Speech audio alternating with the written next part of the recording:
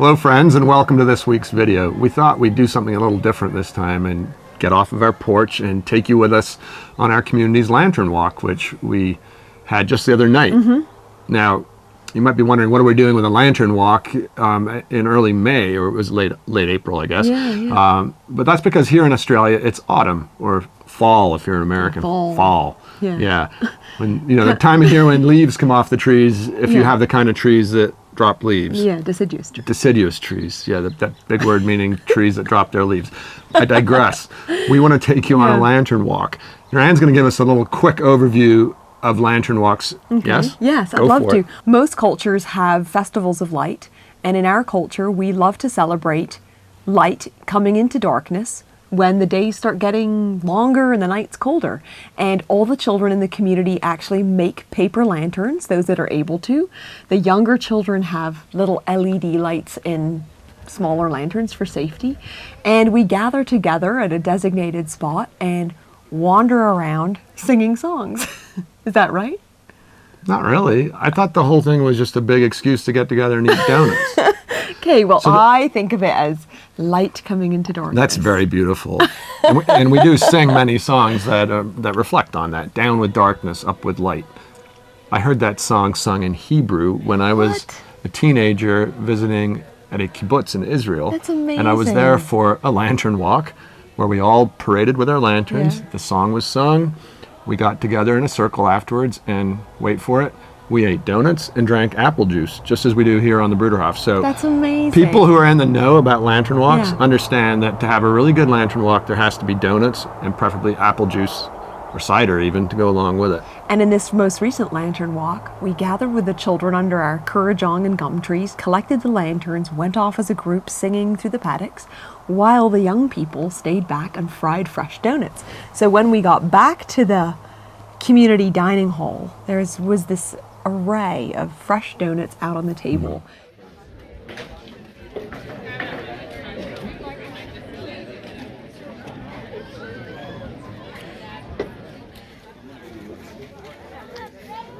All set?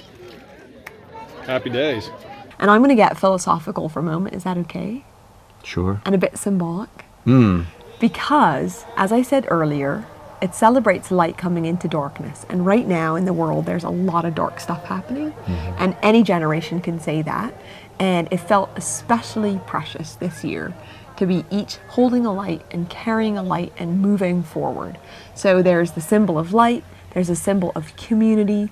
There's a symbol of carrying light forward into dark spaces and illuminating them. No, everything you just said is well and true, but I will tell you that, you know, as a young boy, my anticipation of the lantern walk also included things like having the opportunity to swing a lantern around and watch the centrifugal force keep the candle from falling and the light going around. And there's a certain speed at which you can achieve that without extinguishing the candle. If you go too fast, you will put it out. You can also achieve frightening older ladies. There's that, and then there's always the moment when inevitably somebody burns their lantern to a crisp. Yeah, I didn't see any of that this time. There wasn't, and in droughty years here, we have to be very careful that no flames go astray.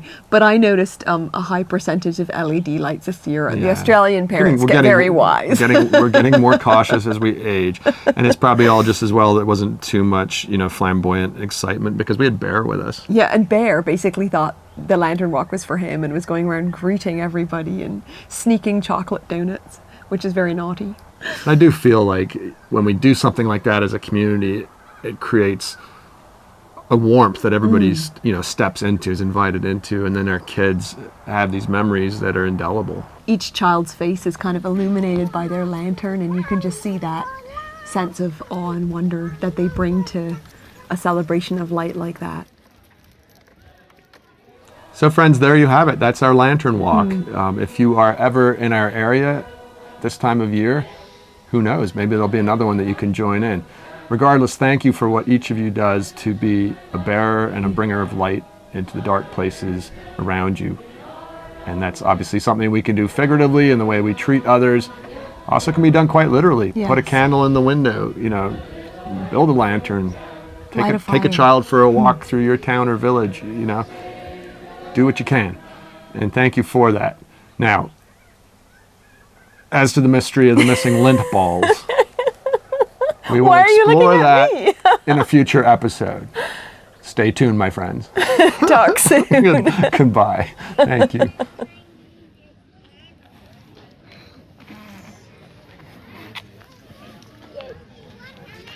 You blowing them out? Yeah, I turned that one out.